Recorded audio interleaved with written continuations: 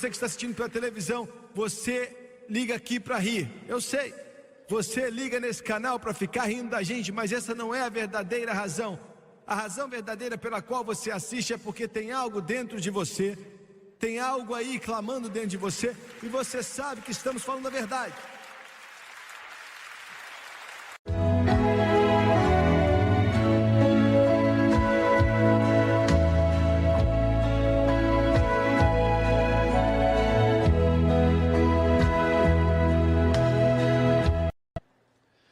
Minha mensagem nessa noite basicamente é para a igreja do Deus vivo. Eu sou apenas o mensageiro, eu não sou a mensagem. Como João disse há tanto tempo atrás, quando introduziu o grande Cristo da glória, eu sou apenas uma voz clamando do deserto: prepare o caminho do Senhor e endireite os seus caminhos. Sou apenas um mensageiro, sou apenas uma voz. Eu só posso te dar aquilo que eu acredito que Deus me deu, enquanto busquei a face dele com lágrimas, chorando muito, pedindo a ele que eu tivesse a palavra que Deus quisesse entregar, nada menos, nada mais. Agora, independente do que alguns de vocês aprenderam, e eu quero esclarecer essa frase dizendo o seguinte: essa vida cristã é a melhor vida que se pode viver.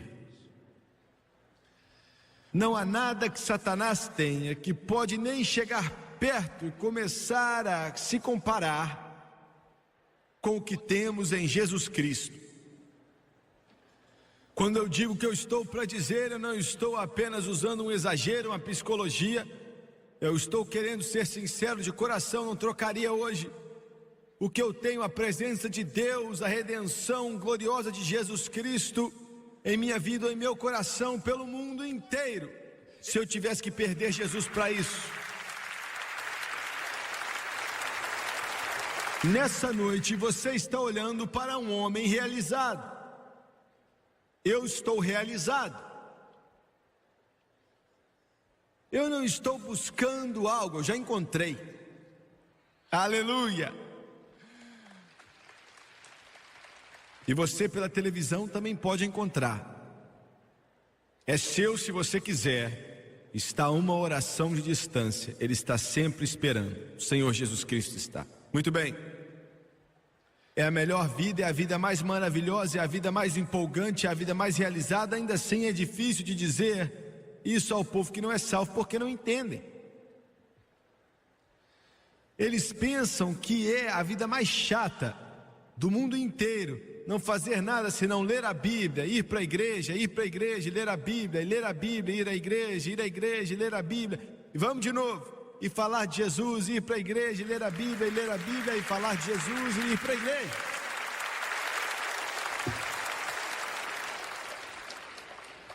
Mas quando eu falo de Jesus, o príncipe da glória, o primeiro, o último, o alfa, o ômega, o começo e o fim,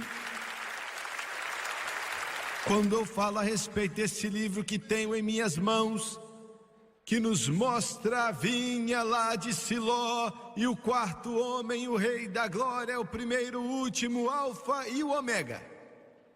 Quando vou para a igreja, não mostrando Jimmy Swagger, ou para fazer um show, mas para adorar aquele que é digno de todo louvor e toda glória. Não é algo chato, não é algo sem vida, não é algo chato. E olha, você pela televisão, hoje eu estou aqui para te dizer que a mesma realização gloriosa que a sua mãe tinha e a sua avó tinha, todas que amavam a Deus. E olha, você não vai encontrar nessas mesas de jogatina lá em Las Vegas, viu? Você não encontra naqueles cassinos novos que estão abrindo lá em Atlantic City. Você não encontra em sexo ilícito. Você não encontra nas coisas desse mundo com uma seringa podre no seu braço, ou fumando maconha, cheirando cocaína, sei lá o que. Mas você encontra na cruz, quando eu primeiro vi a luz e todos os meus problemas foram embora. Aleluia, glória, glória. Eu acordo à noite falando: Jesus, eu te amo. Eu tenho que te falar de verdade mesmo. Eu podia varrer o chão da menor base missionária que existe no mundo, se eu tivesse que fazer isso e estar contente em fazer isso por Jesus Cristo. Sério mesmo. Não estou inventando moda não, é verdade. Queima na minha alma, está em meu coração. Porque realiza o homem. O homem não pode ficar satisfeito fisicamente, mentalmente ou psicologicamente até que ele esteja satisfeito espiritualmente. Muito bem. Mas agora, essa caminhada cristã não é um mar de rosas. Existe um inimigo que chama diabo. E depois que você é salvo e cheio do Espírito, você descobre que você repreende a ele e não prende ele.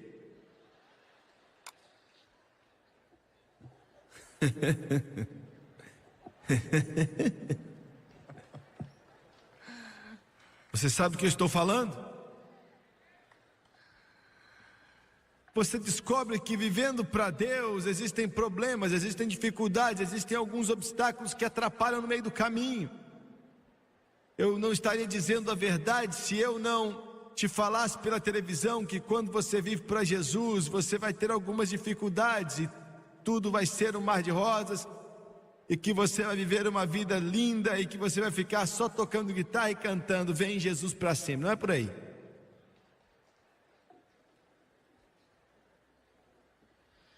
Eu tenho que ser sincero com você. Vão haver vezes que você nem sabe se vai vencer. Você já viu aquele sinal que diz que a marinha só precisa de alguns bons homens? Com isso eles querem dizer que o bando de homens que vão para o exército e para a aeronáutica não são suficientes para a marinha. Eles não falam isso abertamente, mas dá para ler nas entrelinhas. Vocês que são do exército, peguem e levem comigo, pois quem falou foi eles, viu? Mas qualquer um pode viver para Deus. Ninguém pode fazer si mesmo. E todos podem fazer com Jesus. Eu quero declarar isso de novo. Todos podem viver para Deus com Jesus Cristo.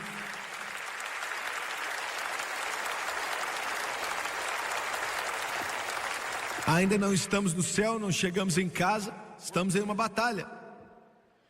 Estamos em uma batalha de uma proporção tão grande que é a mais importante que vai acontecer na sua vida e em seu coração. Viver para Deus. É por isso que se você der meia vida, você não sabe o que está perdendo. Porque todas as coisas que você faz, quando você entrega a vida para Jesus, tem uma significância tremenda, tem uma importância tremenda, causa um impacto tremendo. Você, como filho de Deus, toda a sua vida, o seu ser, o bater do seu coração e o ritmo da sua alma, tudo a seu respeito, tem que ser entregue por completo, vivendo para Jesus. E alguém pode dizer: não, isso é só para pregadores, eu sou apenas cristão. O que eu mais gosto a respeito dessa grande experiência pentecostal, e eu amo, é que não há uma divisão entre o banco e o púlpito. Todos se tornam pregadores quando são cheios do Espírito Santo. Não fui eu que disse que Deus chamou para ser um pastor, um professor, um evangelista, um profeta, um missionário. Mas Ele chamou você para pregar, e simplesmente quer dizer as boas novas. Então, isso aqui é o que torna isso algo grandioso. Mas vão haver poderes das trevas que virão contra você. Não é fácil. E eu estaria sendo irônico e mentiroso se estivesse aqui dizendo para você que viver para Deus é algo simples, que é rápido. Não é verdade. Você vai precisar de toda a consagração e dedicação que você pode conseguir. Agora, eu sei que alguns tentaram distorcer e fazer você pensar que você pode segurar o mundo com uma mão e Deus com a outra, mas não é possível. E esse é o problema da igreja hoje. Não tem como fazer isso. Deus ainda exige algumas coisas de você. Essa é a razão nessa noite porque não existem centenas de milhares aqui. é porque, e muitas vezes eu choro, mas eu chego na televisão e digo aos santos: pare de beber, pare de ir para boate, pare de beber cerveja, pare de beber uísque, pare de contar piadas sujas, pare de ficar escutando rock and roll, pare de ficar escutando música sertaneja. Veja bem, começa a dividir. As pessoas começam a dizer: eu não quero escutar isso porque eles gostam de nascido para perder. Entendeu? Você está me ouvindo? As pessoas começam a se desviar. Mas eu não posso fazer nada, eu sou só um mensageiro. Sou apenas uma voz, estou apenas te dizendo o que eu acredito que Deus mandou te dizer. Se você não gosta, fala com Deus. É assim que eu me sinto. Mas eu vou pregar a verdade, eu vou pregar aquilo que acredito que essa palavra nos diz. Muito bem. Eu quero que você olhe para Levítico capítulo 10. O 10º capítulo de Levítico, existe uma declaração terrível dada ali nos primeiros 2 versículos. 10º capítulo de Levítico. E os filhos de Arão, Nadab e Abiú, tomaram cada um o seu incensário e puseram neles fogo, e colocaram incenso sobre ele e ofereceram fogo estranho perante o Senhor, o que não lhes ordenaram. Então saiu o fogo de diante do Senhor e os consumiu e morreram perante o Senhor. Eu quero que você note algo. Primeiramente, esses 2 homens que fizeram isso, Nadab e Abiú, eram filhos de Arão. Arão era o sumo sacerdote e o primeiro sumo sacerdote escolhido por Deus. Ele era irmão de Moisés. Ele era o 2º homem mais poderoso na igreja do deserto de Israel. Esses eram seus 2 filhos, Nadab e Abiú. Eram homens poderosos também, eram sacerdotes. Eram tão poderosos que ele, com mais 70 anciãos de Israel, mais Moisés e Arão, foram convidados para o topo da montanha e literalmente tinham conversado com Deus, e essa Bíblia diz que eles viram a Deus. Eu acho que nessa noite eu estou pregando mais para pentecostal do que qualquer outro povo. Talvez meus irmãos batistas precisam ouvir, talvez meus irmãos metodistas também precisem. Talvez meus amigos católicos precisem, mas estou convencido que os meus irmãos e irmãs pentecostais precisam mais do que qualquer um outro povo. Por quê? Por que estou dizendo isso? Porque é que eu estou sendo cáustico com isso. Eu vou te falar por quê. Como a Bíblia diz que Nadab e Abiú viram a Deus, eles tiveram o privilégio de experimentar um nível de proximidade de Deus que poucas pessoas no mundo naquela época tinham experimentado. Eles tinham conhecido seu poder e a sua glória, e eu digo isso não querendo falar mal de nenhum outro povo, mas pentecostais conheceram um nível de poder e milagres e proximidade do Todo-Poderoso Deus, que talvez, eu digo talvez, os outros não tenham conhecido. E para quem muito é dado, muito é cobrado. Eu quero dizer isso: aqueles que chegam ao topo da montanha espiritual podem cair nos vales mais baixos, porque Satanás usa toda a estratégia que está disponível para te parar. Esses 2 homens, a adoração deles era falsa. Primeiramente, ficaram bêbados. Tinham visto a Deus, tinham olhado para Deus, tiveram o privilégio de experimentar algo que o homem hoje daria tudo para experimentar. E ainda assim, esses 2 homens ficaram bêbados. Eles encheram a cara de álcool. Eram sacerdotes, eram para ser exemplo. Por favor, pentecostais, me escutem. Deus derramou o Espírito dele nesses últimos dias. E a palavra pentecostal, espera aí, você que está assistindo pela televisão, você pode dizer: Jimmy Swagger, eu não sou da denominação pentecostal. O Pentecoste não é uma denominação.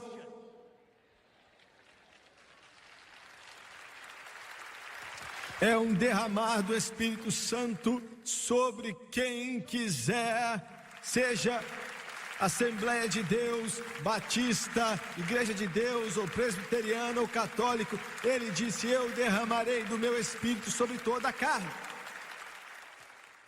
Não importa quem você é, seja qual for o nome que você leva, católico, batista, presbiteriano, Assembleia de Deus, ou quadrangular, Igreja de Deus, ou santidade pentecostal, você tem uma obrigação. Você tem uma obrigação de caminhar em santidade, caminhar em justiça e caminhar em pureza diante de Deus. Porque se você fizer isso, que Nadab e Abiú fizeram, a mesma coisa que aconteceu com eles vai acontecer com você. Você pode dizer: Jimmy Swaggart, eu não vejo Deus com fogo matando pessoas hoje como fumou esse homem. Você pode não ver, mas está acontecendo. Você pode não ver, mas está acontecendo, porque como a adoração falsa trouxe a morte naquela época, traz a morte hoje também. Esses dois homens estavam bêbados. Eles entraram e pegaram fogo estranho, é o termo que o Espírito Santo usou, fogo estranho. Agora, esse fogo estranho queria dizer que eles pegaram fogo que eles mesmos fizeram, ao invés de pegar do altar de bronze. Eles eram para pegar esse fogo ali na sua panelinha, do santo altar de bronze, que era uma tipificação de Cristo, uma tipificação da sua morte terrível que estava para acontecer no futuro daquela época, no passado, né? Eles tinham que ir até aquele altar de bronze que tinha sido molhado, vez após vez, com o sangue da pequena oferta sacrificial, um tipo do seu sangue derramado, cheio de sangue, e aquele fogo estava naquele altar de bronze, e era um fogo que Deus tinha enviado no começo do céu, que tinha começado a chama, começado a colocar brasa naquele carvão, e aquele fogo era um fogo que nunca se apagava. Tinham que ter pegado aquele fogo e colocar incenso dentro daquilo, que era uma tipificação de Jesus. Quando Deus sentiu o aroma daquele incenso, a expiação pelo pecado acontecia, porque lembrava a ele aquilo que Jesus, o seu filho, faria na cruz do Calvário, alguns anos depois, no futuro. Mas ao invés disso, ficaram bêbados. Ao invés disso, esses sumos sacerdotes, esses homens reconhecidos, esses homens que tinham visto tanto de Deus, sabiam da sua importância. Não importa o quanto você ora em línguas, não importa quantos sonhos e visões você tenha, você tem obrigação diante de Deus de caminhar em santidade e em justiça diante dele, diante de uma geração adúltera que está morrendo, indo para o inferno. Você está me ouvindo nessa noite? É nossa obrigação ser uma figura de Cristo. Eu não estou falando de alguma coisa legalista, uma religião, não. Eu odeio isso e Deus também odeia, mas eu estou falando de caminhar em santidade diante dele, em pureza diante dele. Eu disse à nossa igreja lá em Baton Rouge, Louisiana, outro dia, acabamos de começar um time de boliche, eu disse para eles: se as meninas aparecerem ali com shorts curtos, olha, obrigado por ter vindo e faz de tudo para te ajudar em Jesus, mas vou mandar você para casa para vestir uma roupa. Jimmy Swaggart, você está pregando isso na Califórnia? Você ficou maluco? Olha, talvez você deva ler alguns livros, Swaggart. Você não sabia que as coisas mudaram? Podem ter mudado, mas isso aqui não mudou, não. Isso aqui não muda. Você pode olhar para mim como se fosse uma vaca olhando para um portão novo, e os pregadores podem ficar zombando de mim, mas vou pregar o que eu acredito que essa palavra diz. Nossos corpos são o templo do Espírito Santo, somos a personificação de Jesus Cristo, nós temos que ser exemplo de justiça. Quer dizer que você é mandado para fora da igreja? Não, eu não mandaria ninguém para fora da igreja, dependendo do que fazem. Se eu te mandar para fora da igreja, não tem como pregar para você. Eu te amo, eu vou ficar com você mesmo doente. Vou estar ao seu lado, vou abaixar a sua fé, vou orar, jejuar por você, chorar por você, mas eu vou te dizer, assim diz o Senhor.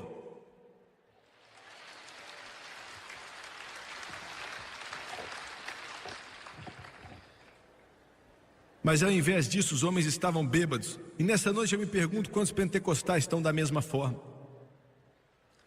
Eu me pergunto nessa noite quantos pentecostais estão da mesma forma. Eu vou ir um pouco adiante, eu me pergunto quantos batistas estão do mesmo jeito, quantos metodistas, quantos católicos, eu me pergunto quantos presbiterianos, quantos episcopais, quadrangulares, seja quem for. Bêbado. Se desviou.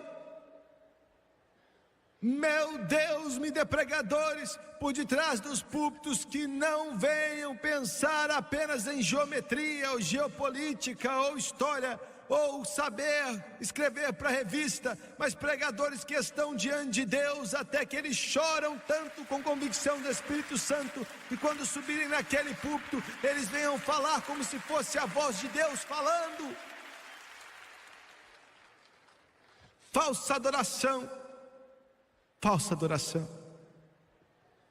Eu estava em uma mesa algum tempo atrás na nossa organização, tinha acabado de fazer um acordo, isso foi o quê? Uns 4, 5 anos atrás, fechou um acordo numa estação de rádio, e os advogados estavam mencionando algumas coisas de última hora, estávamos conversando até que tudo que tinha que ser feito legalmente foi feito, e então eu cheguei na mesma mesa daquele homem, um multimilionário. Eu perguntei a ele: Senhor, qual igreja você vai? E ele me deu o nome dela, não algum tipo de seita, mas não, uma das maiores igrejas no meio cristão. E eu disse: que bom. E perguntei: o que você faz na igreja? E ele disse: eu sou líder de louvor. Eu olhei para ele. Seria engraçado se não fosse tão triste. E eu disse: você é líder do quê? E ele disse: sou líder do louvor. Eu não estou falando de um louco que saiu do manicômio para visitar os seus familiares, não é? Eu estou falando de um homem que era dono de metade da cidade, um homem que era multimilionário, um homem que tinha muitos PhDs. Ele disse: eu sou líder de louvor. E eu fiquei um pouco interessado e falei: Senhor, então como você conduz suas responsabilidades? Ele falou: bem, tem sido meio difícil. E depois vi que ele falava a verdade. Ele disse: eu não sei bem o que fazer, o pastor me colocou na liderança do louvor.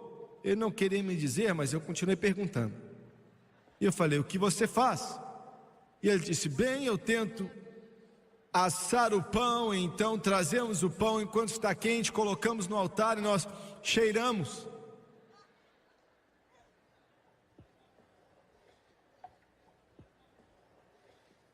Não, eu não estou falando de uma seita, eu não estou falando a respeito de algum grupo estúpido, louco, maluco. Não estou falando de nenhum tipo de seita, não. Eu não estou falando de algum tipo de loucura, eu estou falando de uma da grande igreja aqui. Por que você está falando? É por isso que eu prego assim. Ia ser muito mais fácil se eu estivesse diante do pessoal da televisão e não ficar pegando o pé de ninguém. As pessoas não gostam que eu fale essas coisas, mas alguém precisa falar. Alguém precisa falar. Porque a Bíblia diz que não há como adorar ao Senhor senão pelo Espírito Santo. Nenhum homem chama Jesus de Senhor senão pelo Espírito Santo.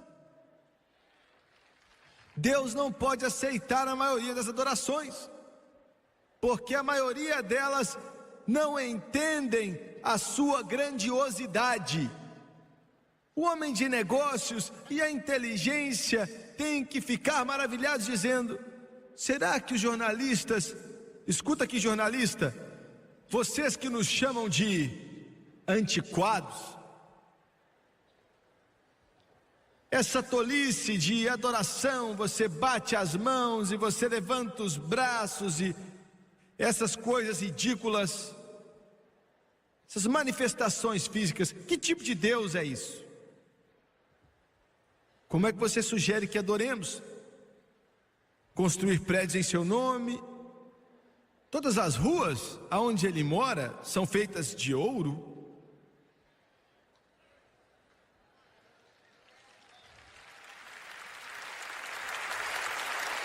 Salomão construiu um templo que custaria $1 trilhão na economia de hoje, e Salomão tinha bom senso suficiente de dizer: Deus, nenhum prédio pode te conter, o céu dos céus não podem te conter, então vamos usar um prédio para adorá-lo.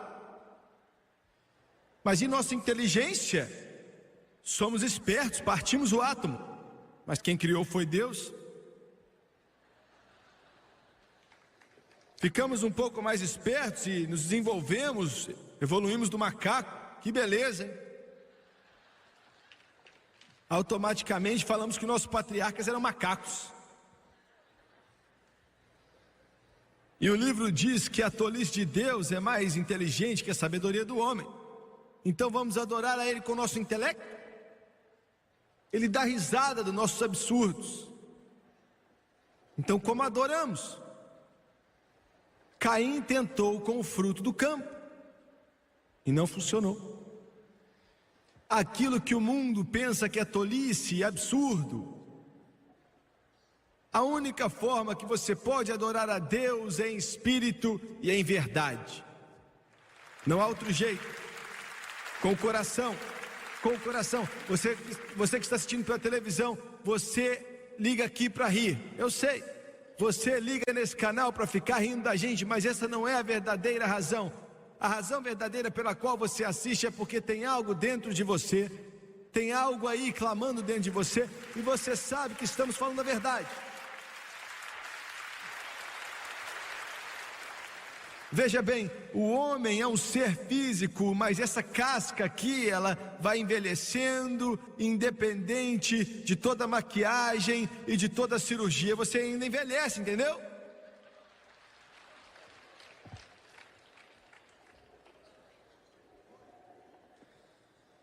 O cabelo fica branco, você faz tudo possível e o estômago parece saltar para fora. O homem é uma bagunça patética. Sofreu uma queda. Esse corpo é uma casa, só isso, está sofrendo com mau tempo e até está tendo goteira. Não, é só o meu cabelo, não é o de mais ninguém não, só o meu. Você entendeu o que eu disse? O carpete fica ruim, a janela precisa de ser consertada. E é por isso que eu tenho isso aqui, ó. Alguns dizem que a fé deles é grande, se perdem as lentes de contato não conseguem ler.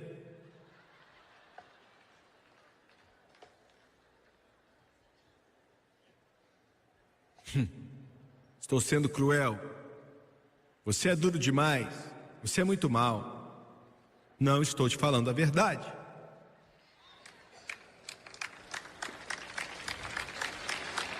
Mas na realidade o homem não é a parte de fora. Você está olhando para o que você acha que o Jimmy Swaggart é. Demorou meio dia para ficar bonito desse jeito, por pior que seja.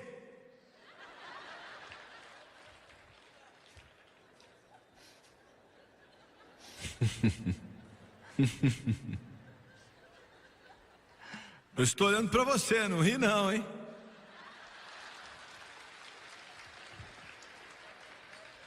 Mas esse não é o verdadeiro Jimmy Swaggart. O verdadeiro só Deus conhece. Fica aqui dentro, ó. É o meu coração, meu espírito.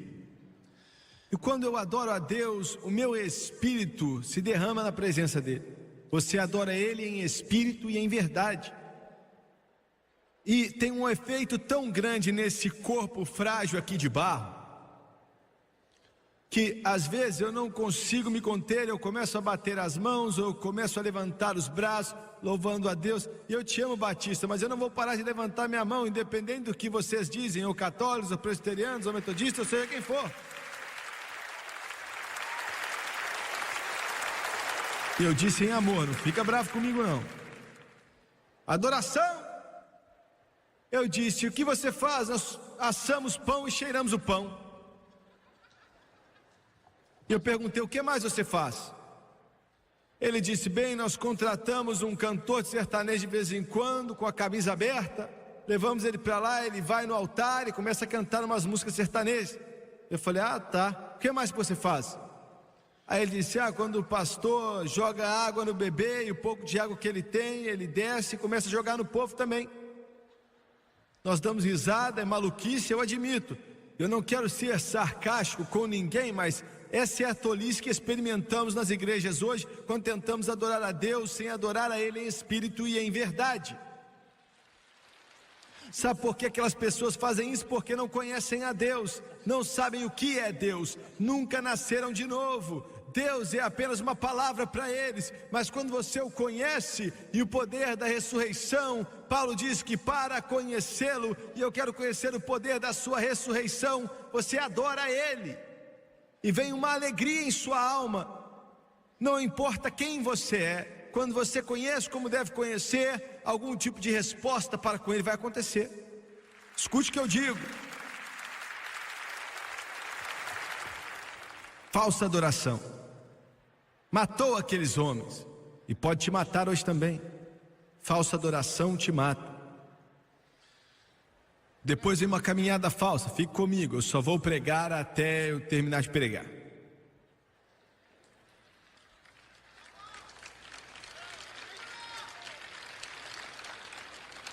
No capítulo 32 de Êxodo, eu não quero que você leia todo o capítulo, leia quando chegar em casa. Êxodo 32.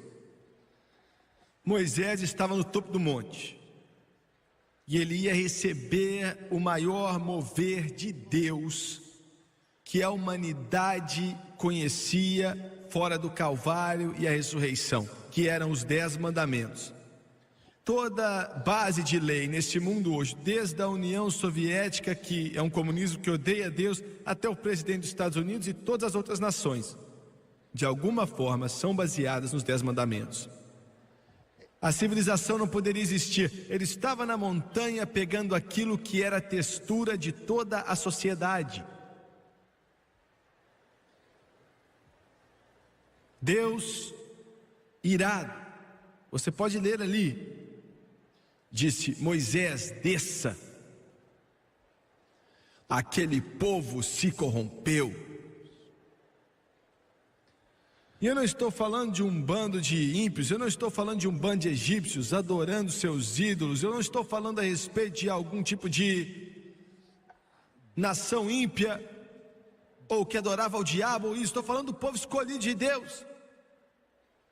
Estou falando da igreja no deserto.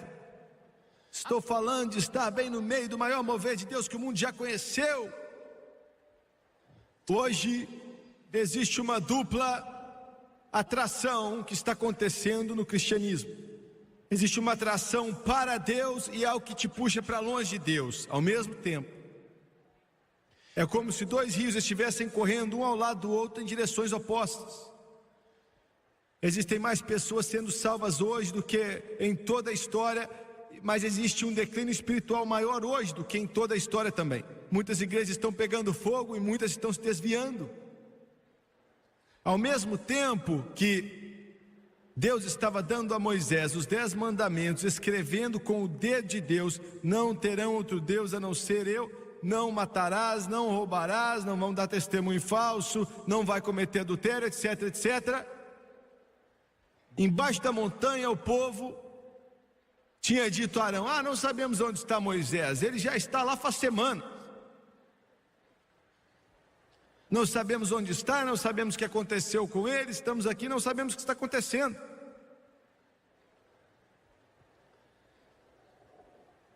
Faz alguma coisa. Faz alguma coisa. E é um dos nossos problemas aqui no Pentecoste hoje. Temos que fazer alguma coisa.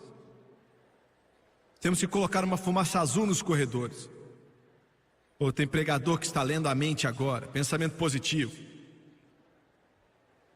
Temos que fazer alguma coisa. E quando fazemos isso é uma caminhada falsa. Foi uma falsa adoração e agora é uma caminhada falsa. Arão disse: me dê o seu ouro, me dê os seus brincos, me dê os seus colares, me dê os seus anéis de ouro, me dê tudo que você tem.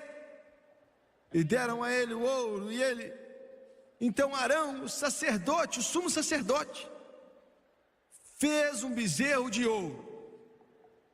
E o povo começou a ficar bêbado e tirar as roupas e ficaram nus. E começaram a dançar em volta desse bezerro de ouro.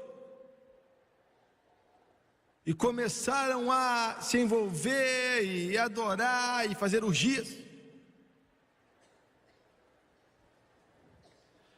Eu creio que esse é o tempo de mais provação que o cristianismo já passou por ele.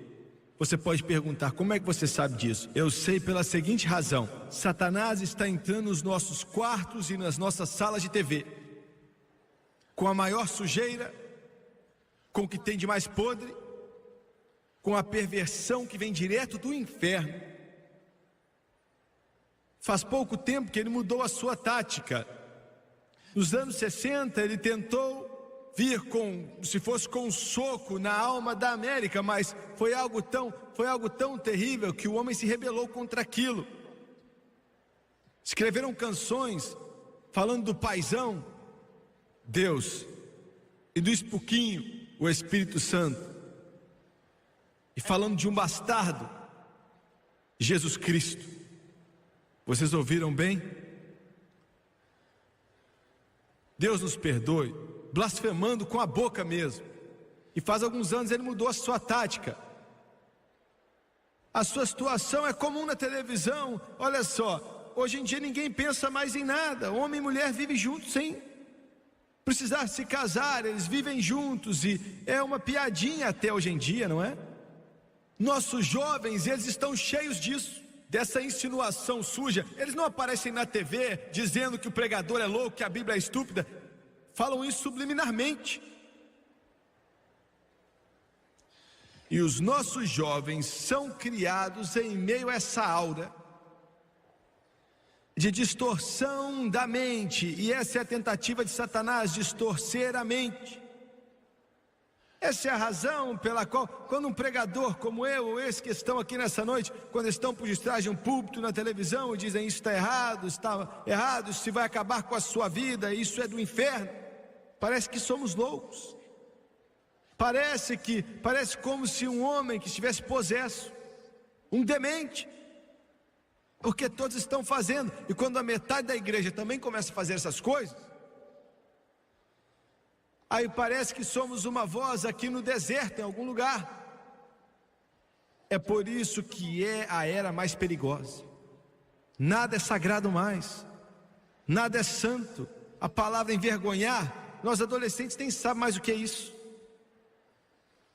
Escute o que eu estou falando.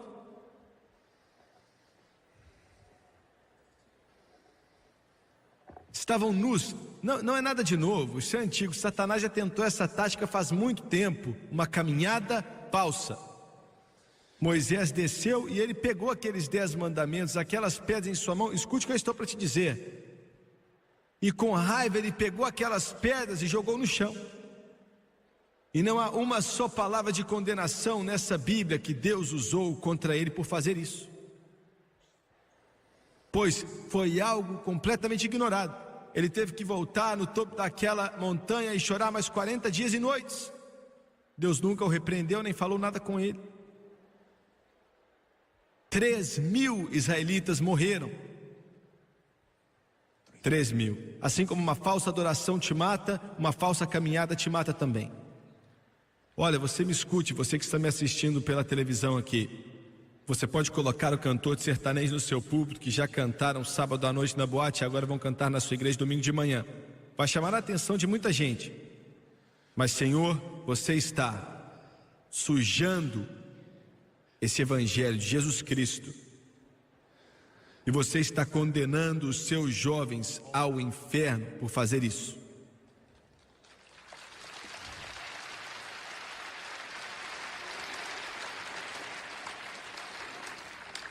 Eu não posso fazer nada. Eu não posso fazer nada, não importa quem seja. Quando você vive para Jesus, há uma linha ali. Você o ama, eu amo o mundo, pois Deus tanto ama o mundo. Mas não há como ter os dois. Há uma linha, uma falsa caminhada. E por último, uma falsa luta. Você se pergunta por que muitos caem no meio do caminho, porque muitos não conseguem vencer. É por causa da falsa adoração, da falsa caminhada, e depois há uma falsa luta. Você está em uma batalha, é uma batalha de proporções muito grandes. E se a adoração e a caminhada não estiver certa, a luta também não vai ser. Acã, você conhece a história. Josué capítulo 7.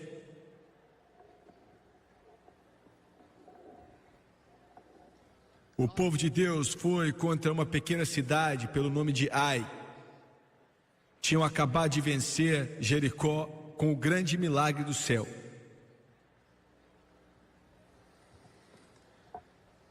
36 homens morreram. Tinha algo ali errado, tinha algo esquisito. Josué foi diante de Deus. Ele tinha que ter buscado Deus antes, mas não buscou. E Deus disse: há pecado no acampamento. E alguns de vocês podem dizer: eu não consigo ver como é que alguém, um homem que roubou algumas coisas da Babilônia, tinha roubado algumas moedas de prata, algumas moedas de ouro, pode ter causado todo esse problema. Eu não sei como isso pode acontecer. Quando você pensa assim, você está a caminho do desastre. Josué começou a chamar as tribos diante dele, chamou a tribo de Judá e conversaram com os homens principais. E chegou a vez de Acã, e ele disse: fui eu mesmo.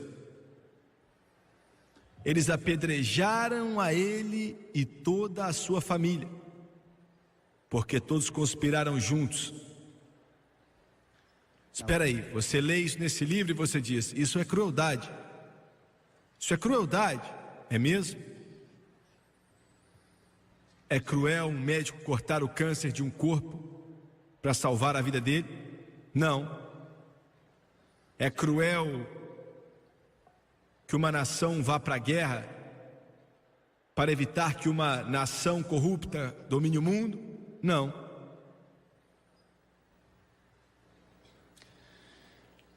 Eu estava em uma cidade aqui do Oriente. Eu estava em uma igreja fazendo um avivamento. Fiquei ali várias semanas. For me, running out the door on this cold morn, with thoughts I just can't shake. My heart yearns to see you again. You're the girl that makes my heart ache. So I run to your door and hear your voice. I take you in my arms like never before. All I can think is there's no one else like you. All day, always together. All your thoughts of trouble just slipping away. And to see you again, you're the girl that makes my heart ache. So I run to your door and hear your voice. I take you in my arms like never before. All I can think is there's no one else like you.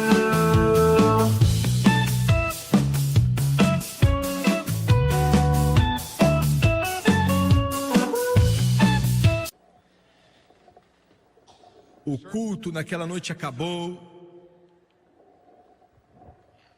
e eu comecei a andar a caminho da porta e eu passei pelo pastor. Ele estava com a cabeça baixa e com as mãos na cabeça e inclinado na mesa.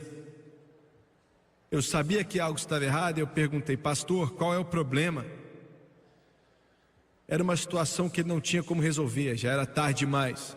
Ele me contou essa história e disse: irmão Suega, uma menina foi criada nessa igreja, aqui nessa igreja. E ele disse: eu conhecia seus pais. Ela começou assim, engatinhando nas classes dominicais. Eu vi ela crescer. E eu vi ela servir Jesus. Eu vi ela se tornar uma jovem, uma adolescente muito amável. Ele disse: como pastor, eu vi tudo isso no passar dos anos. A consagração, as batalhas, as dificuldades, os problemas, a mãe e o pai dela E ele disse que há mais ou menos 2 anos atrás aquela menina saiu dessa igreja, largou Deus, largou Jesus, largou a Bíblia, largou tudo. E ela entrou no pecado mais profundo. Eu disse, olha, ela se afogou no pecado. Começou a fazer todas as coisas que nós sabemos, as boates, as danças, sexo ilícito, bebedeira, drogas, tudo que você imaginar. Eu estava ali diante da mesa dele, escutando ele falar. E ele me contou, olha, ontem à noite, ela morreu. Ela saiu da festa com um rapaz, e ele tentou abusar dela, e ela não quis. Os dois estavam bebendo, ele perdeu o controle total, começou a dar um soco nela, e ele tinha um anel bem grande no dedo, e ele batia nela. Os pais dela tiveram que ir até o necrotério para tentar identificá-la, pois estava muito deformada. Quando o encontraram, hoje bem cedo, ele tinha perdido a cabeça. Ele só chorava e ficava repetindo, meu Deus, o que foi que eu fiz? Meu Deus, o que foi que eu fiz? Eu fiquei de pé ali, acompanhando o minuto final. E na manhã seguinte, eu acho que era 8 da manhã, eu cheguei à igreja para orar. Eu subi até a galeria daquela igreja, cabiam, não sei, 1.200, 1.500 pessoas. Era um lugar bem grande. E eu não prestei atenção assim na parte de cima, eu apenas entrei na porta principal e não tinha que ir até o auditório. Aí eu subi as escadas, fui até a galeria, tinha muito espaço ali, havia privacidade ali. Eu estava buscando a Deus, como eu faço todo dia. Já estava pregando ali já fazia algumas semanas. Eu não sei quanto tempo eu orei e busquei a Deus, eu não sei quanto tempo eu estudei, não sei quanto tempo fiquei ali, não foi, talvez até 1 hora, não sei. Eu estava orando e andando e eu desci até a frente daquela galeria e eu olhei rapidamente para a frente da igreja e quando olhei, fiquei chocado. Por alguns instantes eu não acreditei no que eu estava vendo, porque o caixão estava no púlpito. Nunca na minha vida eu ouvi falar de um diretor de funeral trazendo um caixão tão cedo assim para um funeral. Mas estava lá. E por alguns instantes eu fiquei tão chocado que eu não sabia o que era, eu não sabia por que estava lá. Foi um choque para mim. Você não espera ver um caixão assim 8h30, 9 horas da manhã em uma igreja. Então eu me lembrei que essa era a garota. Eles não queriam que aquele caixão fosse aberto, pois essa era jovem. Eu creio de todo o coração que foi direcionado pelo Espírito Santo. Eu desci ali da galeria e fui até o corredor. E fiquei ao lado daquele caixão. E eu creio de todo o meu coração que Deus falou comigo e disse, filho, eu pedi. Foi como se fosse um gemido. Eu não aguentei, eu chorava, eu não conhecia a garota, nunca tinha visto, não sabia nada dela, senão aquilo que o pastor Boné tinha me falado. E foi como se o Espírito Santo tivesse chorando comigo, dizendo, eu implorei com ela.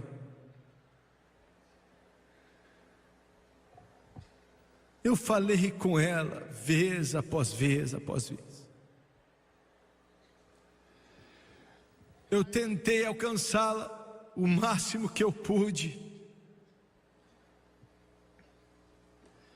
Eu não parei. Eu estava lá quando ela morreu. Mas ela não quis me ouvir. Ela não quis ouvir minha voz. E agora ela está morta. Está perdida.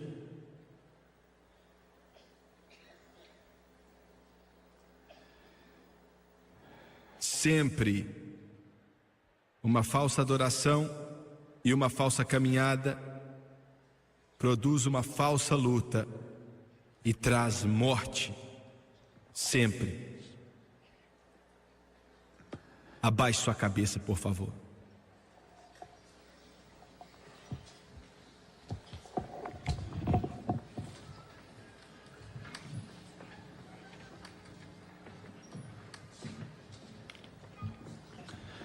Pai Celestial, eu amo muito o Senhor e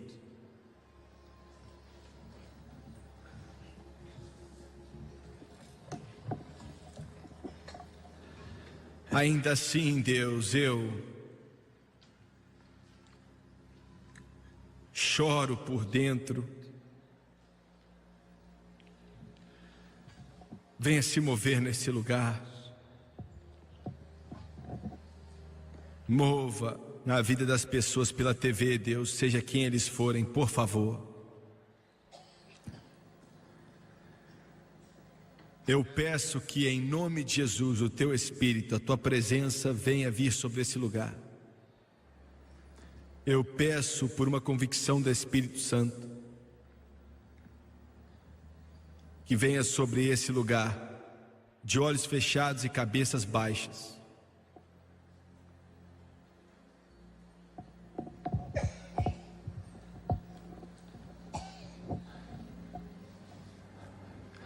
Quantos aqui hoje, estou falando com cristãos agora,